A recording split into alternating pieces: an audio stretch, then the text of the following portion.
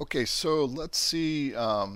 Now we've computed the transform. We have the coefficients.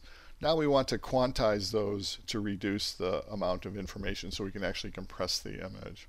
So we'll look at two ways of doing that. One is threshold coding, which is the example I just showed, where we keep only the top n% of each of the coefficients within each block.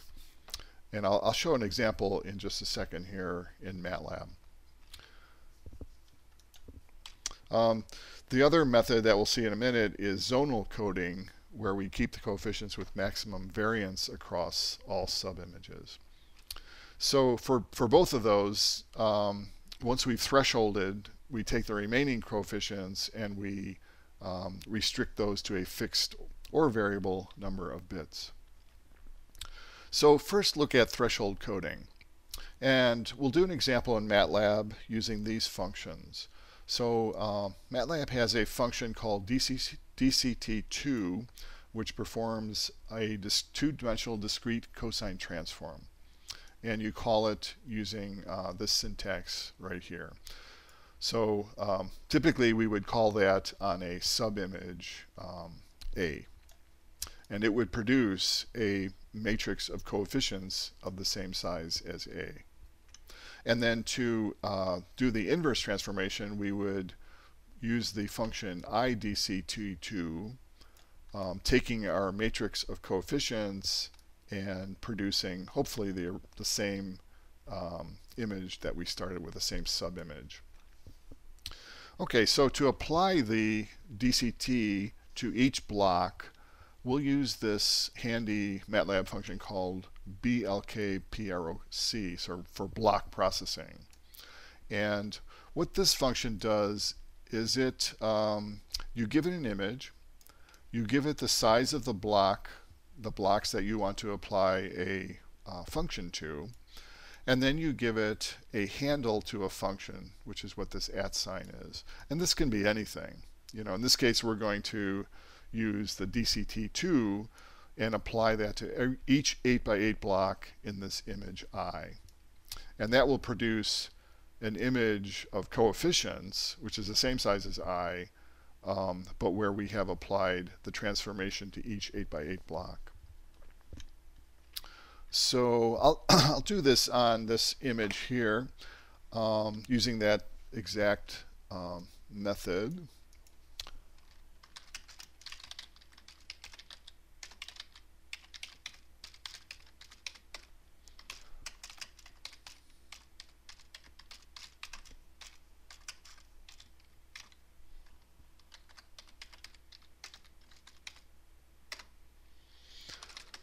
Okay, so as you can see, both the input and output are 256 by 256.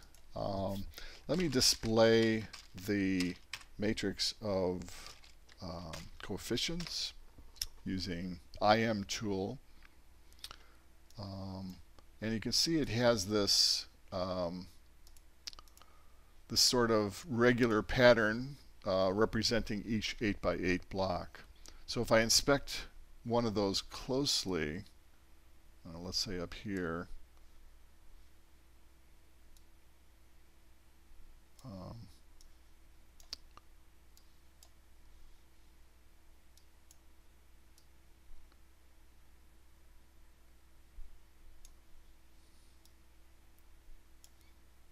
yeah, looking at that little window there, you can see that this corresponds to an 8x8 block. The bright point represents the u equals 0, v equals 0 coefficient. And then the other values represent the other coefficients of u and v up to 7. And then this is the starting point of the next block. So we can reconstruct the image by doing an inverse DCT on these coefficients.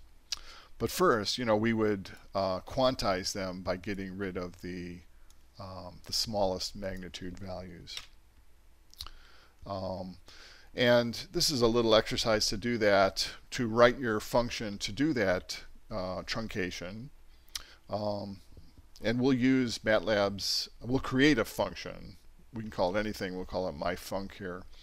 So the way you write a function in Matlab is just to create a file, starting with the name, the keyword function. This is the output value from the function. This is the input parameter. And then somewhere in the function, you assign a value to your output parameter. And then you would save this in a file called myfunc.m. So it has to be the same name as the function here. And then if you can just call this like any other function from a script or another function. So if we write a function called myTrunc that truncates the smallest 75% of the coefficients of the image, this will achieve our compression. So this function takes the absolute value of each pixel in the image. So here we pass in our little image here, which is just an 8x8 block. Take the absolute value. We sort the values in ascending order. So even though that this is a two-dimensional 8x8 image, this syntax makes Matlab treat that as a one-dimensional array. So the result will be a one-dimensional array of values. And there'll be 64 of them for an 8x8 input. And so then we want to find the value that's 75% down that list. So we would basically take the index that is, let me think, index number 48, and find the value there, and that would be our threshold that we would use. And then this final value thresholds the image. And this particular syntax works like this. We take the absolute values, and this expression is a logical expression, so it produces a logical array of zeros and ones, where ones are in the places where this is true.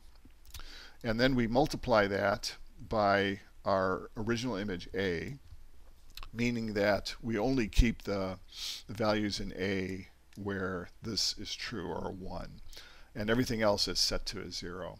So we wind up with a version of A where we've truncated the lowest 25%. So if we do that, we can call that function on our coefficients. So this code reads in an image, in this case the Lena image, defines the block size to be 8x8, computes the forward DCT transform on each block. Next we call our little function called myTrunc on each 8x8 block within that transform image. So that'll get rid of those values. Let's see, here we're just displaying the truncated values.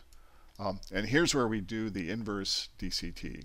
So we call IDCT2 on each 8x8 group within this truncated set of coefficients.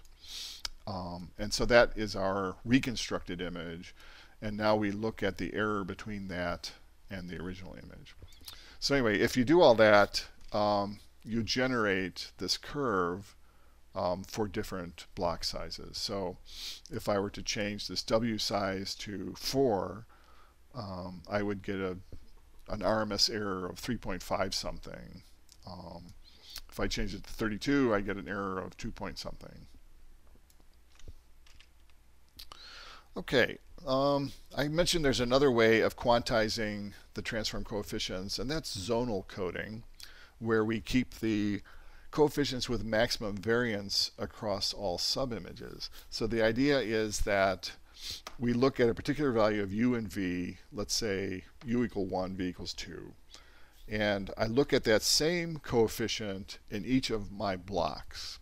And if that varies a lot from block to block, in other words, it has high variance, I want to keep that in all of my blocks. And an example of that is this little program called dctdemo. I'll just go ahead and run that. It's just a little graphical user interface. So this reads in an image, in this case this Saturn image. This shows the DCT coefficients that it's keeping. So it's going to use the same coefficients in each block. Here we're keeping all 64 of them. But let me change that now by moving the slider. So if I use, let's say, 33 coefficients, it's going to look at the coefficients across each of the blocks, and it's going to keep the 31, or in this case 33, that have the highest variance across all of those blocks. Okay, so they tend to be sort of clustered toward the corner here. As I decrease like that, see they kind of are focused more up here. If I reconstruct the image, so I'm going to apply this transform, truncate these, reconstruct it, and look at the error between the original and the reconstructed. You can see as I use less and less coefficients, the error gets larger and larger. So in the case of just 3 coefficients, this is what that looks like. See if I can get down to 1. Yeah, so this is the case of using 1 DCT coefficient for each 8x8 block. That means the reconstructed image is really just constant 8x8 blocks, and I get a large error between those like that. It's interesting, by the way, to look at this other image. This particular image has mostly horizontal and vertical structures. So I would expect the basis functions to be those that mostly went purely horizontal cosine waves or purely vertical cosine waves. And that's kind of what we're seeing here. Those basis functions have the biggest response, as you can see.